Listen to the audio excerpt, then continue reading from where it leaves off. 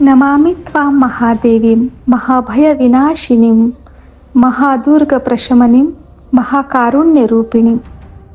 महाभयाचा नाश करणाऱ्या, संकटांना शांत करणाऱ्या आणि साक्षात करुणेची मूर्ती असणाऱ्या जगदंबेच्या उपासनेमध्ये आपण लीन आहोत.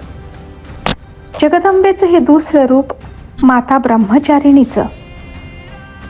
हे रूप खऱ्या अर्थानं अंतरंगामध्ये भिनणारं, सतत प्रेरणा देणारं आणि शांत करणारंही आहे. ही शैलपुत्री ज्यावेळी तपसाधना करते त्यावेळी तिला बाह्य जगताचं काही देणं घेणं नाही. ती स्वतःच्या आंतरिक वृत्तीला म्हणा की आत्मतत्वाला म्हणा, ती त्याच्याशी एकरूप आहे. ती केवळ त्या स्वतःतील अंतस्थासाठीच जगते आणि तप करते आहे.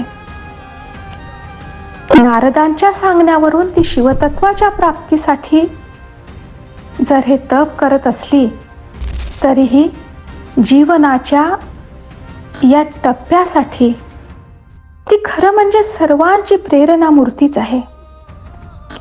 यज्ञ अर्थात सत्कर्म, दान अर्थात ज्ञानदान, प्रेमदान, स्वाध्याय म्हणजे अध्ययन, हे सर्व करतानाही जी प्रतिकूलता येईल ती सहन करून जाणे म्हणजे तप, असा तपाचा अर्थ ही संस्कृती सांगते.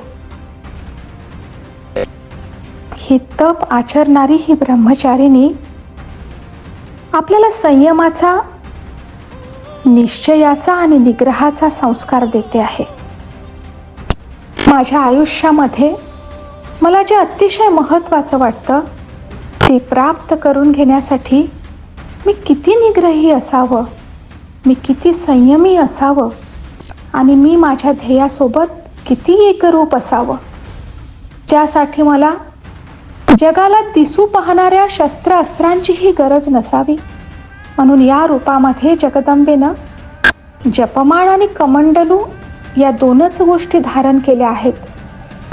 पण या स्थितीतील तिची ही साधना, तिची तन्मयता तिला पुढे अनेक शक्तींसह उभी करते आहे आणि आपल्यालाही आपल्या ध्येयाशी अशा प्रकारे अंतरंगात स्थित होऊन आयुष्यातील सर्व शक्तींच्या प्राप्तीसाठी ही प्रेरणादायी माता ब्रह्मचारी सदैव